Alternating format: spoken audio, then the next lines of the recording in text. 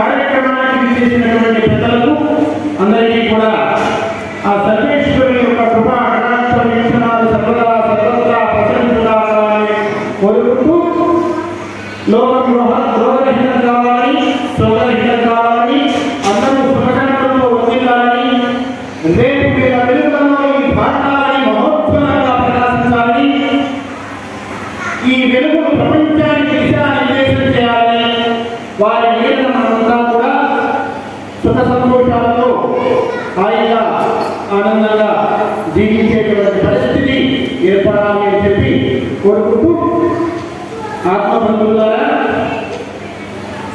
నాకు కొంచెం విశ్వాసం ఇవ్వండి, నాకు కొంచెం నమ్మకం ఇవ్వండి. కొండల్ని పిండి చేస్తాను, చితికిన నమోదా లాంటి సూర్యుడిని, ఆరిన అప్పడం లాంటి చంద్రుడిని, చితికిన నమోదా లాంటి సూర్యుడిని, ఆరిన అప్పడం లాంటి చంద్రుడిని ఆకాశపు ఎగిరే పర్వతం నుండి ఆవరణ ఎత్తివేస్తాను.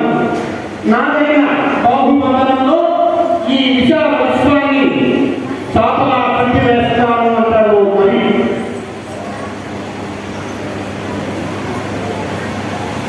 ఆంజనేయ స్వామి గురించి మనందరికీ తెలుసు. అక్కడ లంకలోకి శతయోజనాల లంకలోకి ప్రవేశించడానికి మేమంతా కూడా సమర్థులు కాదు అని చెప్పి మిగతా వాళ్ళంతా మాట్లాడుతుంటే ఓ ప్రజల కూర్చొని ఉన్నాడు హనుమ. జాంబవంతుడు చూశాడు, హనుమని పిలిచాడు, నువ్వు సమర్థుడు, నువ్వు సాధించగలవు అని చెప్పి గుర్తు చేశాడు. గుర్తు చేసిన తర్వాత సీతమ్మ జాడలు కనుక్కోవడం, ధర్మాన్ని నిలబెట్టడం ఇదంతా మనకు తెలిసినటువంటి కథ. వారి శక్తిని వారిని గుర్తు చేయాలి. ఇక్కడ ఉన్నటువంటి వాళ్ళంతా కూడా ఒక్కొక్కరు ఒక్కొక్క హనుమతో సమానమైనటువంటి చిన్నారులు. వారికి వారి శక్తిని మనం గుర్తు చేయాలి. వారంతా బాగా ఉన్నారనుకోండి, మనం బాగా ఉంటాం. Education is the most powerful weapon which you can use to change the world. Nelson Mandela అంటారు, విద్య ఒక అద్భుతమైనటువంటి ఆయుధం. నువ్వు ఈ ప్రపంచాన్ని మార్చడానికి నువ్వు సక్రమంగా ఉపయోగించుకోగలిగితే ఇది అద్భుతమైనటువంటి ఆయుధం. ఆ ఆయుధంతో ఈ ప్రపంచాన్ని మార్చబోతూ ఉన్నాం. మన పెద్దలంతా కూడా ప్రపంచాన్ని, ఈ దేశాన్ని ఇంత అద్భుతమైనటువంటి స్థితిలో కనిపించాలంటే మన ఋషి మూలాల నుండి వచ్చినటువంటి విద్య, దాని ద్వారా వచ్చినటువంటి సంస్కారం. ఒక దేశానికి ఒక పాఠశాలకు వెళ్ళాడు, వెళ్తే అమ్మా నువ్వేం చెప్తావు అని అడిగాడు.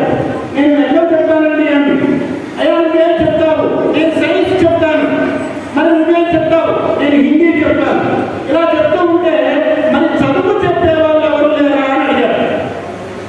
లెక్క చెప్పేవాళ్ళు ఉన్నారు, సైన్స్ చెప్పేవాళ్ళు ఉన్నారు, హిందీ చెప్పేవాళ్ళు ఉన్నారు, తెలుగు చెప్పేవాళ్ళు ఉన్నారు, చదువు చెప్పేవాళ్ళు ఎవరు లేరా అని అడిగారు. నా దేశం భగవద్గీత, నా దేశం అగ్ని పునీత సీత, నా దేశం సంస్కారంగా, నా దేశం కరుణాకరంగా.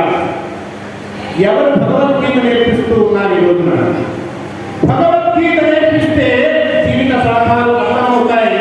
ఎలా బ్రతకాలో, కష్టాలను ఎలా ఎదిరించాలో, ఎదిరించి ఎలా నిలబడాలో, స్వార్థం నుండి నేను బ్రతకడం అనేటువంటి స్థాయి నుండి నా కుటుంబ సభ్యుల్ని బ్రతికించాలి అనేటువంటి స్థాయికి, నా కుటుంబ సభ్యుల నుండి ఈ సమాజాన్ని పరిరక్షించాలి, ఈ దేశానికి, ఈ ధర్మానికి నేను ఏదో చేయాలి అనేటువంటి స్థాయిని తీసుకుని వెళ్ళేటువంటి సంస్కారాన్ని విద్య ద్వారా మనం అందించాలి.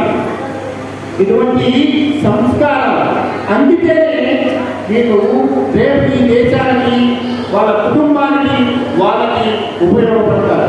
చదువు విద్య కొరకే రమ్ము, సేవ కొరకే పొమ్ము అనేటువంటి వాళ్ళ పెద్దల మాట. విద్యాలయానికి దేని కోసం రావాలి అంటే విజ్ఞానాన్ని పెంచుకోవడం కోసం, పరిజ్ఞానాన్ని పెంచుకోవడం కోసం, విస్తరించుకోవడం కోసం, మనం నేర్చుకున్నటువంటి జ్ఞానాన్ని ఉపయోగించి సమాజానికి మనం చేయగలిగినటువంటి సేవ చేయడం కోసం. దీనికోసం విద్య అవసరం. ఈరోజు విద్యతో సమానమైనటువంటి నేత్రం లేదు అన్నారు పెద్దలు. విద్య లేని వారు వింత పుట్టులు అన్నారు.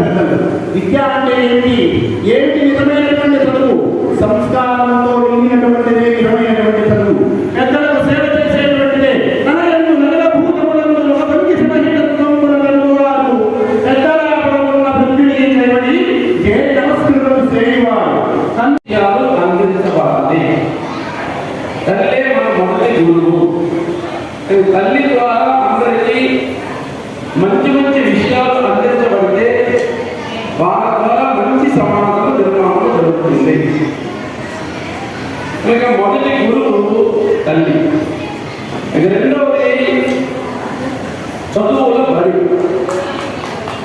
మన పాఠశాలల ద్వారా మంచి సంస్కారాలు అందించాలి. గతంలో మన పాఠశాలల ద్వారా మంచి సంస్కారాలు అందించే జరుగుతున్నది. నేటి నవీన యుగంలో పాఠశాలలో చదువులు జరుగుతున్నాయి, సంస్కారాలు తగ్గించబడింది, చదువులు నడుస్తున్నాయి.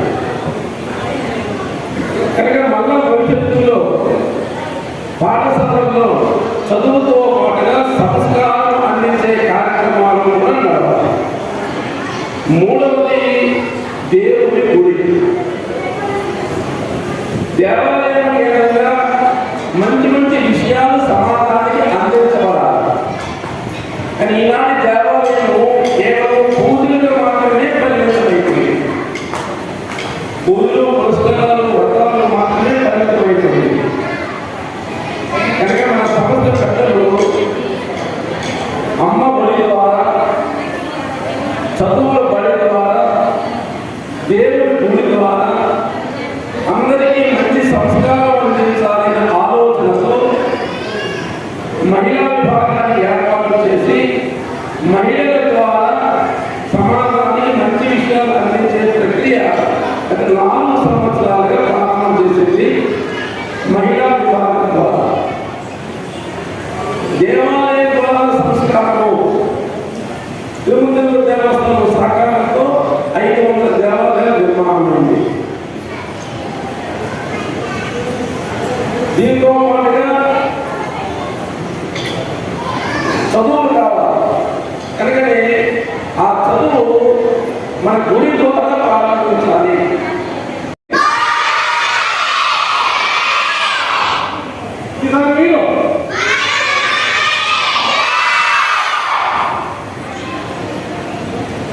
నేతాజీ సుభాష్ చంద్రబోస్ చూసారు ఎవరన్నా? ఏం పెట్టుకుంటారైనా ఓపీ పెట్టుకుంటారు, మిలిటరీ డ్రెస్లో ఉంటారు. ఆయన ఒక ఆర్మీ మన ఆ ఆజాద్ హింద్ ఫౌజ్లో జాబాజ్ అనే ఒక దళం ఉంది. ఆ దళంలో అంతా చిన్న చిన్న పిల్లలు, ఇలాంటి పిల్లలు వాళ్ళ యొక్క ఏదైనా సరే ఒక నాయకుడు పేరేమి నేతాజీ సుభాష్ చంద్రబోస్ చెప్పండి. ఆయన స్టార్ట్ చేసిన ఆర్మీ పేరు ఆజాద్ హింద్ ఫౌజ్. చెప్పండి. జాబాజ్ దళంలో అక్కడ అస్సాం రాష్ట్రంలో అస్సాము బర్మా దగ్గర ఒక ఇంపార్టెంట్ ఒక కొండ ప్రాంతంలో బ్రిటిష్ సోదరులు చుట్టూ ఇక ఆ ప్రాంతం మొత్తం మన భారతీయ సైనికులు చేరుకొచ్చే సమయంలో దళానికి చెందిన పిల్లలు కనపడ్డారు. ఆయనకు ఒక ఆలోచన వచ్చింది. ఆయన చెప్పారు, ఈరోజు మన దేశం కోసం తీసుకుని ఆ పిల్లాడికి ఏం చేయాలో చెప్పి ఏం చేయాలో తెలుసా, బాంబులు పట్టుకొని పడుకోవాలి, మొత్తం చుట్టుకోవాలి. చనిపోతే ఏమవుతుంది? ఆ మంటలకి బ్రిటిష్ సైన్యానికి ఆయుధాలు అందవు, మనం గెలుస్తాం. మొన్న భయపడిపోతే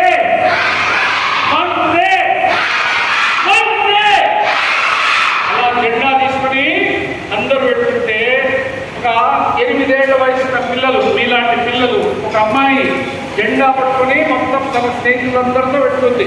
ఎక్కడ? సూరత్లో. తెల్లోడు కొన్నాడా?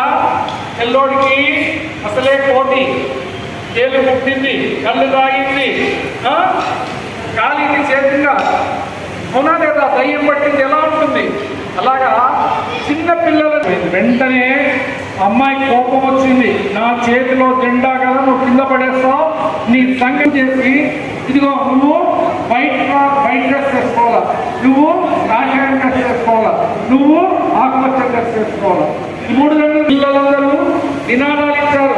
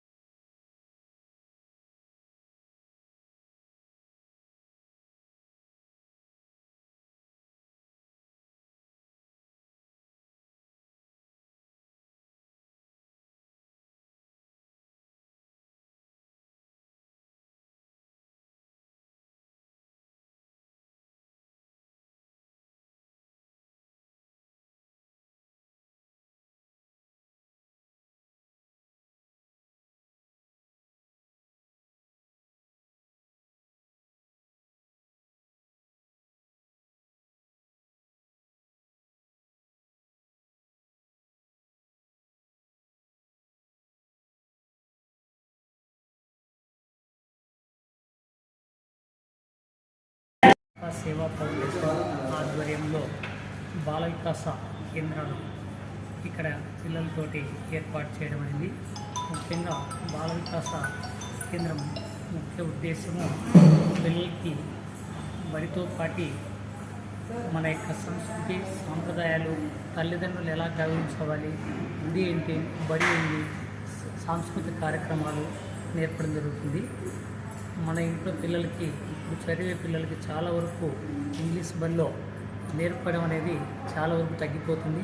కాబట్టి స్కూల్ వదిలిన తర్వాత బాల వికాస్ కేంద్రాలలో ఒక 2 గంటలు సమరస్త సేవా ఫౌండేషన్ ఆధ్వర్యంలో ఈ యొక్క సంస్కృతి కార్యక్రమాలు ఏర్పాటు చేయడం అనేది. దాదాపు మన కర్నూలు జిల్లాలో 5 కేంద్రాలలో ఈ కార్యక్రమాలు జరుగుతున్నాయి. ఈ 5 కేంద్రాలు ఈరోజు వాళ్ళ ప్రదర్శనను ఇక్కడ మన బాలాజీ కాంప్లెక్స్ నందు నిర్వహించడమైంది. జై శ్రీరామ్. జై శ్రీరామ్. ఈరోజు మన నంద్యాల సమరస్త సేవా ఫౌండేషన్ ఆధ్వర్యంలో బాల వికాస కేంద్రాలు మన సంజీవనగర్ రామాలయం నందు ఏర్పాటు చేయడం అనేది. ఈ కార్యక్రమం ముఖ్య ఉద్దేశము పిల్లలకి మన హిందూ సంస్కృతి నేర్పుతూ పిల్లల తల్లిదండ్రులు ఎలా గౌరవించాలి, గురువులను ఎలా గౌరవించాలి, పెద్దలతో ఎలా మెలగాలి అనే కాన్సెప్ట్ ద్వారా ఇక్కడ బడి అయిపోయిన తర్వాత దేవాలయం కేంద్రంగా ఈ యొక్క బాల వికాస కేంద్రాలు మన కర్నూలు జిల్లా నందు 5 నడుస్తున్నాయి. 5 కేంద్రాలు ఈరోజు వాళ్ళ యొక్క సంస్కృతి సాంప్రదాయాలపైన ఇక్కడ కార్యక్రమం ఈ యొక్క సంజీవన రామాలయంలో ఏర్పాటు చేయడమైంది. అందరూ కూడా ఈ కార్యక్రమంలో పాల్గొనేందుకు మాకు చాలా సంతోషంగా ఉంది. మన పిల్లల్ని ఈ రకంగా తీర్చిదిద్దుతున్నటువంటి సమరస్త సేవా ఫౌండేషన్కి మనమందరం కూడా రుణపడి ఉండాలని మా యొక్క కోరిక. జై శ్రీరామ్. తల్లికి వందనం.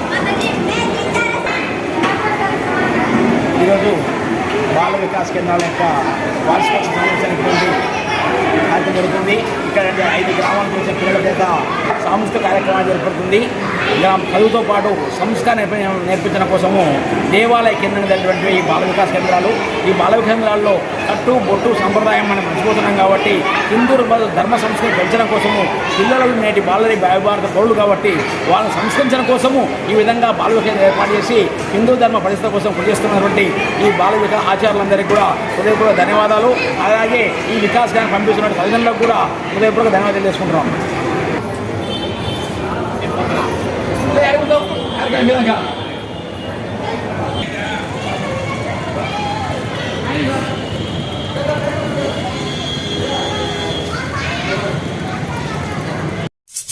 మీకు ఈ వీడియో నచ్చినట్టయితే లైక్ చేయండి, షేర్ చేయండి, సబ్స్క్రైబ్ చేయండి. రెగ్యులర్ నోటిఫికేషన్స్ కోసం బెల్ బటన్ని ప్రెస్ చేయండి.